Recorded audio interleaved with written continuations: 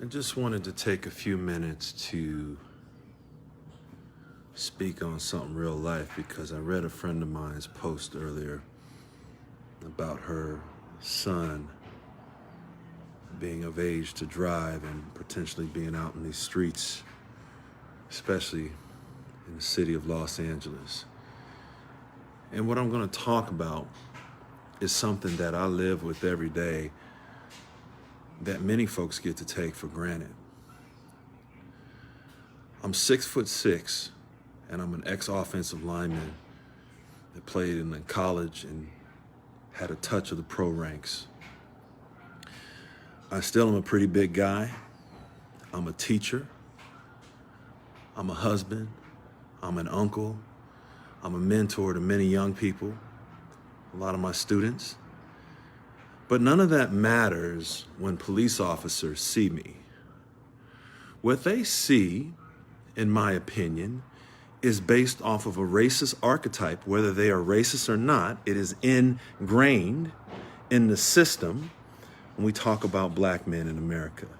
And that racist archetype is they see me as a brute or a buck, which was characterized in a 1915 film called The Birth of a Nation. That racist archetype was created in chattel slavery in America. And it's that racist archetype that us black men have to deal with each and every day. Oftentimes when I walk in a room, I'm quiet. I don't say much. People think I'm a quiet guy sometimes. I'm actually reserved and I'm not quiet because I don't know if that room is safe.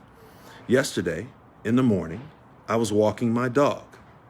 As I'm walking my dog, there's an LAPD car that starts following me throughout my neighborhood. I pay taxes.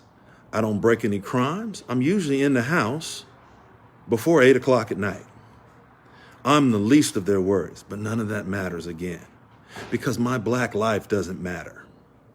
And people can keep saying that they're making this a bigger deal than it is, but until we stop saying that, until we see that Black lives matter, until we see that we need to stop Asian hate, until we see that we need to stop all of this ridiculousness, to respect our women of color, to protect our children, to protect black men like me so that we don't become an endangered species. Until we see this, we have a problem. We have a big problem. See, nobody wants to have that conversation. We want to post pictures on social media and say Black Lives Matter after George Floyd, but a couple of months later, I see crickets. I don't get to have crickets. I don't get to walk away. This is on me 24/7. They say Blue Lives Matter, they can take that damn uniform off. But I don't take this off. I live with this, and I'm proud of this.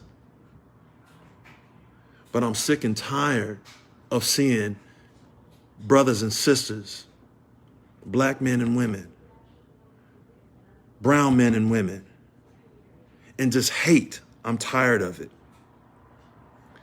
And I need people to get off of their happy ass horse keister online and take this seriously and not brush it off to the side. If you have people in your life that you love,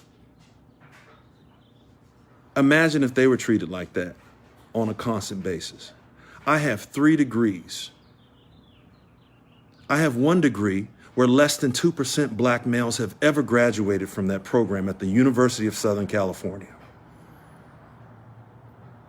I have taught on 7 college campuses, but none of that matters when those men and women in uniform to see a large brute or buck. I am not a brute or buck, but that is what they see. I am afraid.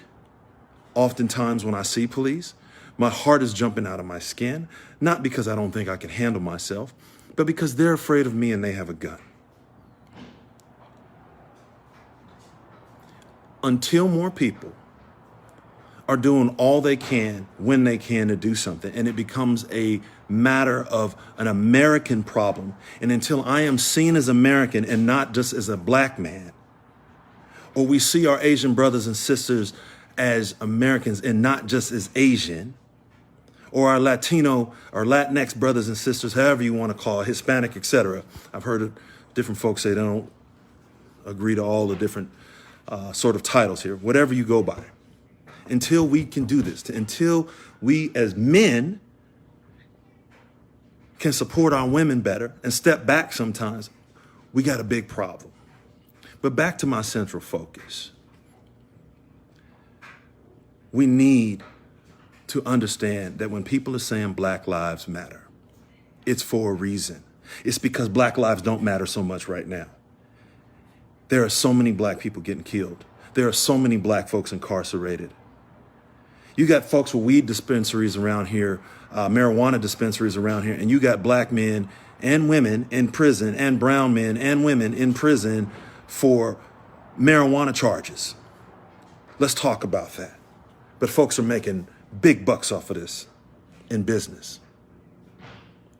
We have a real problem, folks, and we can keep pretending like there's no big deal. But when I saw the other day a military man was forced out of his car by Virginia police officers, a man who protected our country because he's a Black man, he's a brute, he's a buck, get him out. And those cops were scared. I could see it in the video, especially the young one. He was scared out of his mind. He didn't even know how to hold his gun right. I've been through firearms training. We have a lot of work to do, and I'm calling on all my brothers and sisters of all the different hues to keep doing everything you can, if you just have social media for the day and you can just keep fighting for people who don't have a voice. If you can get out and get active in your community, do whatever you can when you can, because we have a major problem. And if we don't deal with this, it's going to become even worse. And I agree with what somebody said. They're lucky that Black men and women aren't hunting anybody like they're hunting us. They're lucky that brown men and women aren't hunting anybody like they've been hunted. I stand with my Asian brothers, I stand with my brown brothers, I stand with my Black brothers and sisters, and anyone else who has been mistreated in this world. We have got to change things. So I'm just speaking my mind right now because I'm tired of turning on social media and seeing all this negativity. I can look forward to the day when we can change things. Now, I'm going to get my mind together because I got to go motivate these students. That's what I've been doing for a year in COVID. That's my job. That's how I get active. And then I do it in my work offline. I don't post a lot of stuff online about what I do. That's not what I do. But for some people, that's what they do. So God bless you. God keep you. And let's change this world. All right? Take care, folks.